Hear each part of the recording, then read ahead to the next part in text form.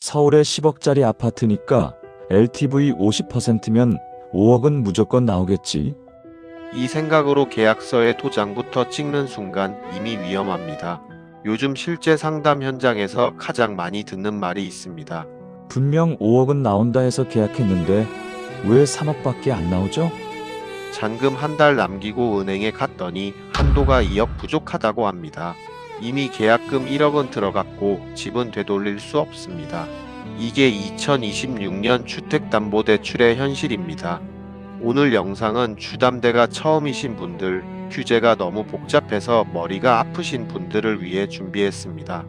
LTV, DSR 같은 어려운 용어를 최대한 쉽게 풀어서 지금 정부 규제가 어떤 상태인지, 내 연봉으로 어느 정도 집을 볼 수 있는지, 실제 대출은 얼마나 나오는지, 그리고 무엇을 조심해야 하는지까지 한 번에 정리해 드리겠습니다. 가장 먼저 기본인 LTV부터 보겠습니다. 담보인정 비율. 쉽게 말해 집 가격의 몇 %까지 빌려줄 것인가입니다. 예를 들어 10억짜리 집이고 LTV 50%라면 5억까지 가능하다는 의미입니다. 그런데 여기서 대부분이 놓치는 게 있습니다. 기준은 내가 계약한 가격이 아니라 은행이 평가한 감정가입니다. 내가 10억에 계약했더라도 은행 감정이 8억으로 나오면 어떻게 될까요? LTV 50%는 4억입니다. 이미 여기서 1억 차이가 발생합니다. 왜 감정가가 낮아질까요?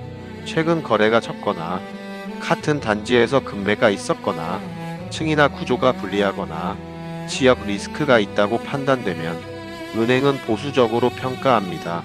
여러분은 10억짜리 집을 샀는데 은행은 8억짜리 집으로 보는 겁니다. 하지만 진짜 한도를 자르는 건 LTV가 아닙니다. DSR입니다. DSR은 총부채 원리금 상환 비율입니다. 쉽게 말하면 연봉에서 빚 갚는데 얼마 사용하는지입니다. 현재 1금융권 기준으로 보통 40% 수준입니다. 연봉 5천만 원이라면 연간 약 2천만 원까지 원리금 상환이 가능합니다.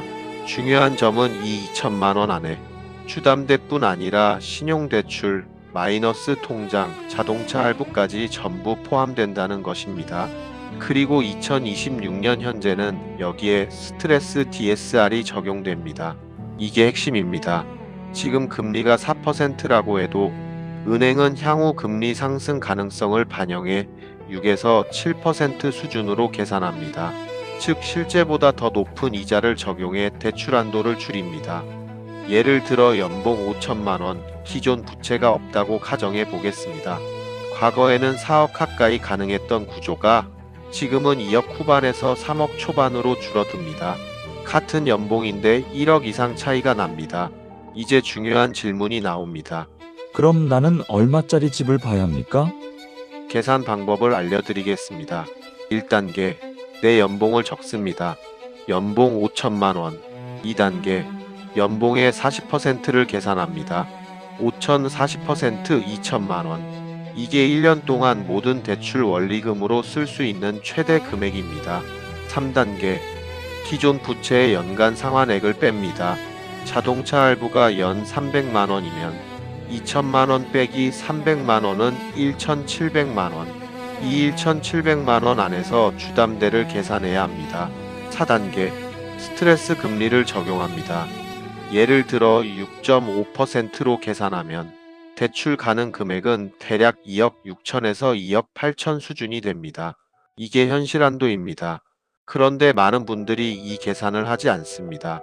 LTV 50%니까 괜찮겠지. 지금 시장은 집보다 사람을 더 봅니다.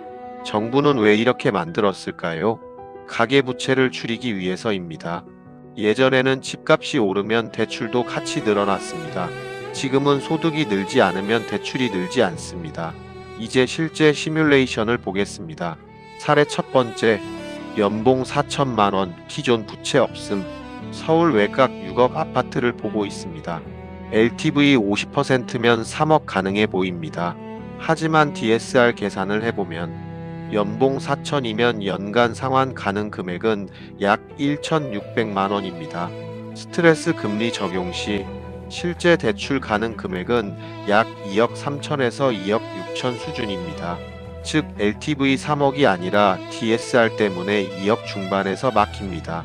이 경우 6억 아파트를 사려면 자기 자본이 최소 3억 5천 이상 필요합니다.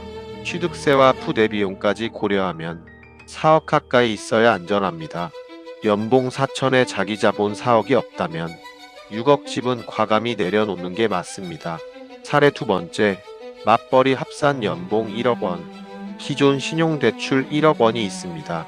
수도권 9억 아파트를 보고 있습니다. LTV 50%면 4억 5천 가능합니다.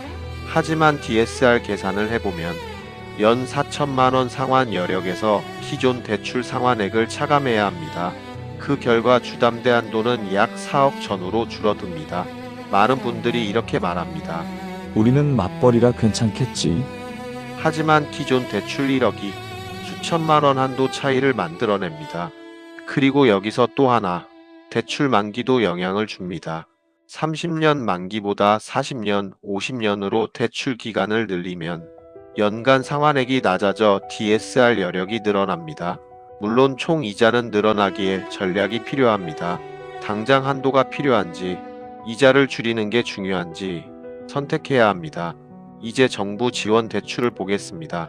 대표적으로 디딤돌 대출과 보금자리론이 있습니다. 디딤돌은 소득 요건이 있고 금리가 낮습니다. 다만 한도가 제한적입니다. 보금자리론은 고정금리라는 장점이 있습니다. 6억 이하 주택에서는 유리합니다. 대출 상품을 선택하는 기준은 간단합니다. 조건이 맞으면 정책 대출부터 확인하고 부족한 부분을 일반 은행 대출로 채웁니다. 처음부터 일반 대출만 보는 건 비효율적일 수 있습니다. 마지막으로 자기 자본 이야기입니다.